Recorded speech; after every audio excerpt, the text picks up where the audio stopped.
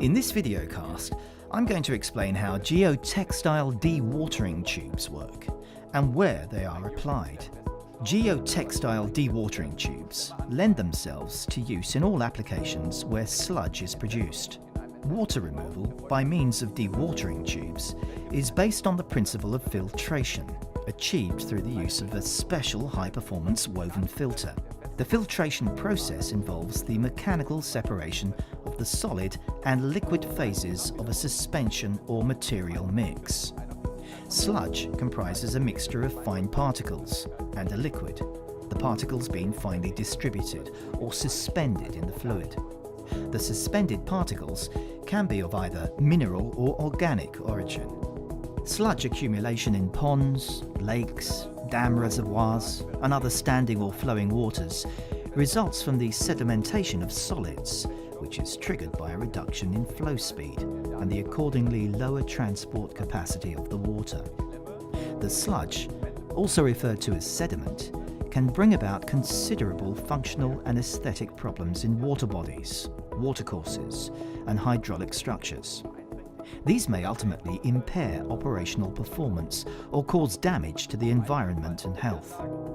Other types of sludge or sediment include the sewage sludge from sewage treatment plants, the industrial sludge produced by many industrial plants, and the infrastructural sludges from large construction sites. These types of sediment generally take the form of process sludge that requires dewatering. Mining residuals are a further field of application. As the vast quantities of sludge produced during the extraction of many raw materials are often highly polluted due to the mining and subsequent processing operations, they require dewatering and disposal. One method of dewatering large volumes of sludge is to pump it into lagoons or onto spoil areas. This, however, takes up very large areas of land.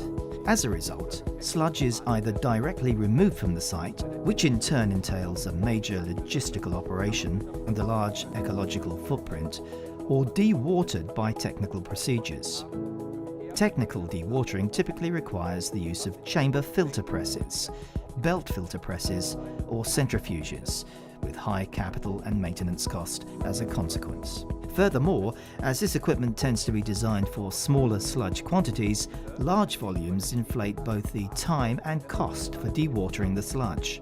In many situations, the use of geotextile tubes for dewatering offers immense benefits. Compared to the previously mentioned methods, they can achieve shorter dewatering times for larger volumes. Large quantities of sludge can be pumped into these tubes within a relatively short space of time. The permeable fabric then allows the water to escape. The required water content is achieved after a certain waiting period, which depends on the type of sludge, and the dewatered sludge can then be removed from the tube and transported off-site. Advanced dewatering ensures that the quantity for removal is much smaller than the original sludge volume. The tube dewatering process can be broken down into 4 steps. The sludge is first extracted by means of a suction dredger or a large mobile dredging pump. In the second step, the sludge is conditioned through the addition of a flocculating agent that causes the suspended particles to clump together into larger flakes, also called flocks. After the sludge has been conditioned and has travelled a sufficiently long mixing distance, it is pumped into the dewatering tube. This is where the third step, the core process of dewatering, takes place.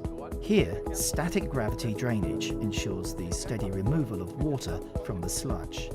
Through the continuous process of sludge consolidation, the water content in the dewatering tubes gradually decreases until it is ready for disposal in the 4th and final step. Permanent storage in the tube is an alternative option. The encapsulation of the sludge prevents it from being re-wetted, for example by rain, during the consolidation or permanent storage phase. This allows a higher dry residue quantity to be achieved than with spoil area dewatering. I hope that this presentation has captured your interest. Should you wish to know more about the technical details and his solutions, then please take a look at our website or contact us directly. We look forward to providing you with advice and support.